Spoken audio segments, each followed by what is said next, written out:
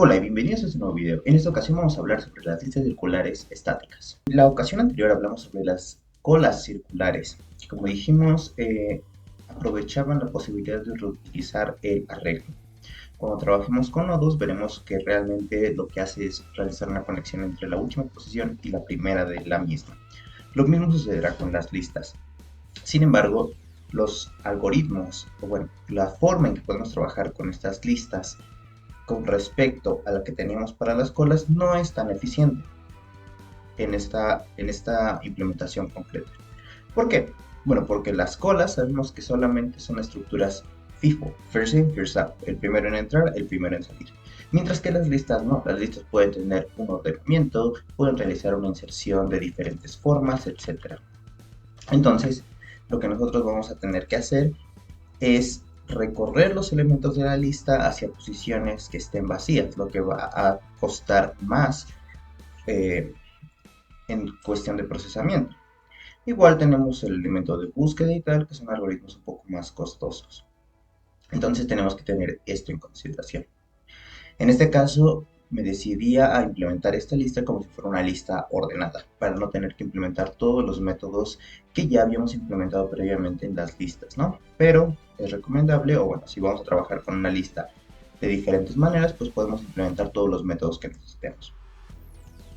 Inserción al inicio, al final, después de, antes de. Para los métodos principales, que son el constructor, el destructor y en este caso las comparaciones y las impresiones, vamos a dejarlo de esta manera. Como son circulares, recordemos que tenemos dos índices, el índice de inicio y el índice de final.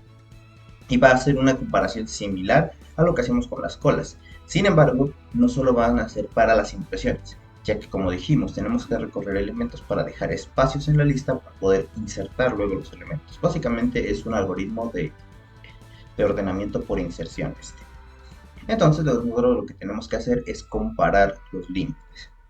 En el caso de que el límite superior sea menor al límite inferior, es decir, que el final sea más grande que el inicio, nosotros podemos simplemente realizar un ordenamiento tradicional. ¿Por qué? Porque quiere decir que estamos trabajando, vamos a llamarlo así, en la parte positiva del arreglo, ¿no? Tenemos nuestro arreglo y todo va en orden, tal cual debería estar. Sin embargo, cuando tenemos una diferencia entre estos índices, lo que vamos a hacer es dividir nuestro arreglo en dos segmentos. El segmento que va del inicio hasta la capacidad y el que va desde cero hasta el final. Esto lo que nos permite es justamente imprimir las dos partes de nuestro arreglo, ya que lo tenemos dividido de esta manera. En el constructor simplemente inicializamos en begin a 0. En el destructor obviamente reiniciamos esas variables. Para nosotros hacer el get necesitamos hacer el módulo del arreglo en la posición de index más listBegin. ¿Por qué? Bueno, recordemos que listBegin nos indica en qué posición del arreglo está iniciando nuestra lista, mientras que el índice es el desplazamiento desde la posición inicial hasta la posición que deseamos encontrar el índice. Por lo que nosotros al realizar esta suma obtenemos el inicio más el final. Sin embargo, ¿qué sucede cuando begin está muy cerca del final y el índice es muy grande? Imaginemos que tenemos 10 posiciones, queremos acceder a la 4 y el inicio empieza en la posición 7. Bueno, pues 7 más 4 nos daría un valor de 11, por lo que nos devolvería a las primeras posiciones a la posición 1 de la regla. Con esto nosotros podemos obtener directamente el elemento de nuestra lista. Por supuesto, aquí tendremos que hacer una última comparación, ¿no? Donde tendríamos que verificar, vamos a llamarlo aquí int x, vamos a guardar esta posición, la devolvemos siempre y cuando x, entonces con este get nosotros podemos directamente obtener el valor. Podemos realizar esta inserción, por ejemplo, voy a dejar estos primeros segmentos y realizar la inserción. Entonces, podemos ver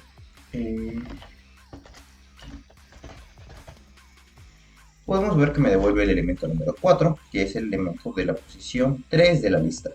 0, 1, 2, 3. Y aquí tenemos el valor 4. Entonces yo ya con esto puedo obtener el valor correspondiente. Bien. Ahora, el siguiente método para implementar es el getIndex. El getIndex nos va a devolver el índice de un valor determinado, el primer índice de ocurrencia de un valor determinado, ¿no? En este caso, vamos a obtener el índice de una lista que está ordenada, por lo que aquí voy a acceder a mi función de ordenamiento y voy a verificar si está en modo ascendente o descendente.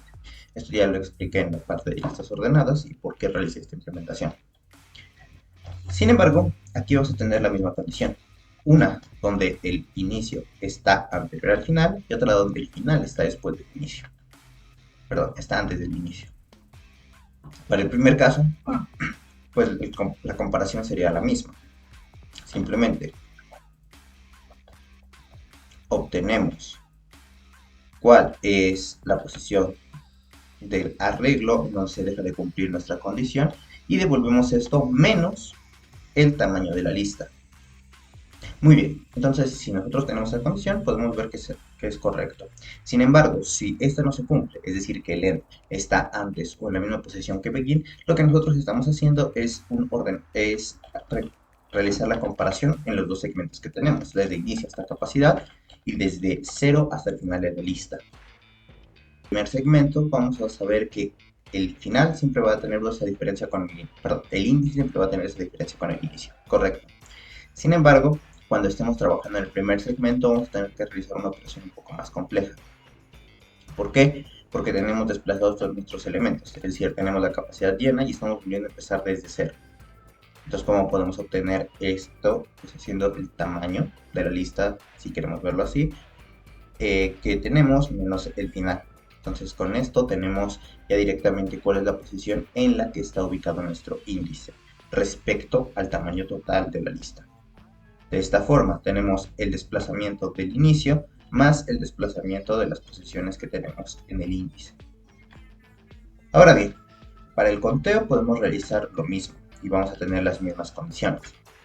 Cuando tenemos que el final es más grande que el inicio y cuando esto no se cumple. Si tenemos el final más grande que el inicio, simplemente evaluamos un segmento. Si tenemos el inicio más grande que el final, vamos a tener que evaluar dos segmentos. Para la inserción, como tenemos un algoritmo de inserción o de ordenamiento por inserción, lo que tenemos que hacer es evaluar dos condiciones. Cuando tenemos esto, el valor que es más grande, pues tenemos que realizar nuestra comparación para encontrar el índice concreto de este valor, ¿no? Y lo mismo necesitaríamos para ordenar, pero para ordenarlo necesitamos realizar tres comparaciones. La primera, si tenemos que nuestro final es mayor al inicio, entonces nosotros simplemente vamos a ordenar un segmento, que es el que va de inicio a final. Sin embargo, caso contrario, podemos tener dos situaciones. La situación en la que el índice esté, o bueno, el elemento que queremos ordenar esté en la posición final de la lista, y cuando tenemos que el índice esté en la posición inicial de la lista. Si tenemos que está en una de las posiciones finales de las posiciones iniciales de la lista, necesitamos realizar un ordenamiento de los segmentos del final, después recorrer el el último elemento de la lista en posición del arreglo al primero de la lista y después ordenar el segmento del inicio. De esta forma nosotros estamos recorriendo todos los datos y finalmente podemos insertar nuestro valor en la posición que le corresponde. Sin embargo, si está al final, simplemente tenemos que evaluar el segmento final. Ya no tenemos que evaluar el segmento inicial. ¿Por qué? Porque ya dijimos que no está en las últimas posiciones de la lista, sino en las primeras. Realizamos este ordenamiento y ya podemos insertar nuestro valor de manera correcta. Para la eliminación sería algo parecido. Nosotros primero tenemos que buscar nuestro índice de la lista con nuestro getIndex, por supuesto, y a partir de ahí vamos a realizar las verificaciones. Como en la cola circular, cuando tenemos una inserción y cuando tenemos una eliminación, tenemos que verificar que nuestros índices no salgan del rango de la capacidad. Y si es así, los inicializamos a 0, porque quiere decir que estamos recorriendo nuestra lista cada vez más. Entonces aquí lo tendríamos y tendríamos aquí nuestra comparación para la eliminación. En la primera situación, evaluamos un solo segmento, es decir, cuando el final está después del inicio. Y cuando se cumple lo contrario, pues vamos a tener que verificar lo mismo. si el índice está después o si el índice está antes. ¿Por qué? Porque tenemos que realizar este ordenamiento. Y de hecho aquí me faltaría hacer esto mismo. Entonces nosotros ya con eso tenemos nuestro ordenamiento de manera correcta y no estamos eliminando el valor.